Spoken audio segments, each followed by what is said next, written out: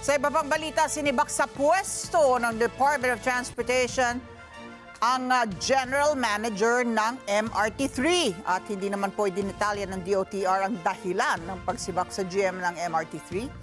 Samantalang nagpahayag naman ang Presidential Communications Office na mayroon na pong shortlist ng pinagpipilian para ipalit sa tinanggal na opisyal. Detalye, hatid sa atin sa live report ni Erlo Bringas. Erlo?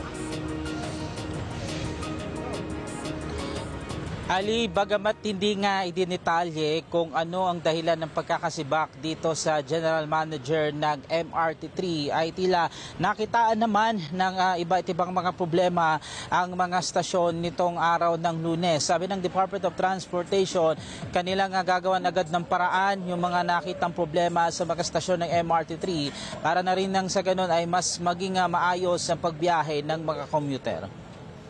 Inanunsyo ngayon ng pamunuan ng Department of Transportation na sinibak ng pamunuan ang General Manager ng MRT3 na si Oscar Bongon. Wala pang inilalabas ngayon ng karagdagang detalye ang Transportation Department kung anong dahilan kaugnay ng pagkakasibak kay Bongon. Sa kabila niya, nagpahayag naman ang Presidential Communications Office o PCO na meron ng listahan ng isinumiti sa kanila para sa posibleng papalit na General Manager.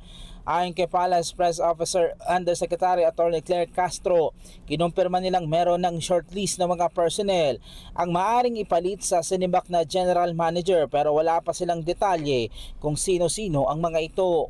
Ang sabi po sa atin ay nakapagsubmit na po yata ng listahan, nakapagsubmit na po sa PMS at hinihintay na naman po kung sino po ang maaaring maging susunod na GM sa MRT. Listahan, meaning may shortlist, ma'am. Meron na po. Ilan po kaya yung pangalan na? Wala po akong personal knowledge pero naisabinta po ito. Matatangdaang nagkaroon ng kabi-kabilang isyong MRT3. Kabilang na dyan ang insidente na nag-malfunction na escalator na ikinasugat ng 10 pasahero na naging dahilan ay ang pagkasira ng primary chain nito. Isa pa sa naging issue din sa railway ay ang biglang pagtigil ng MRT3 sa bahagi ng northbound na kung saan sinubukang buksan din ng mga pasaherong bintana ng bagon matapos itong mawalan ng power malapit sa Santolan Annapolis Station. Agad itong sinundan ng usok sa loob at ayon sa mga pasahero meron ding sumabog ng 2 beses. Nitong Lunes, sorpresang nag-inspeksyon ng DOTR sa bahagi ng TAF, Ayala at Shaw stations ng MRT nitong Lunes.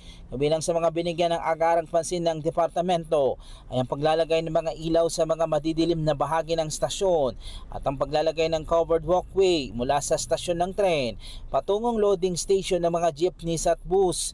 Kasama rin sa mga napansin ang kailangang ayusin ay ang pagpapabilis ng pila sa mga nasabing istasyon.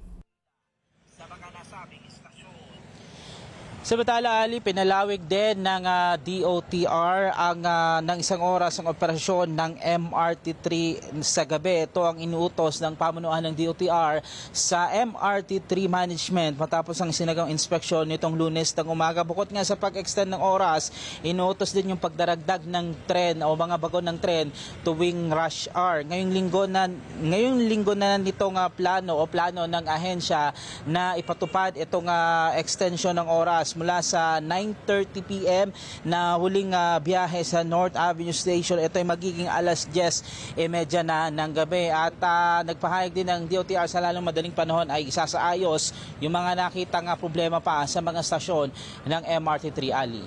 Okay, maraming salamat Erlo Bringas, nag-uulat live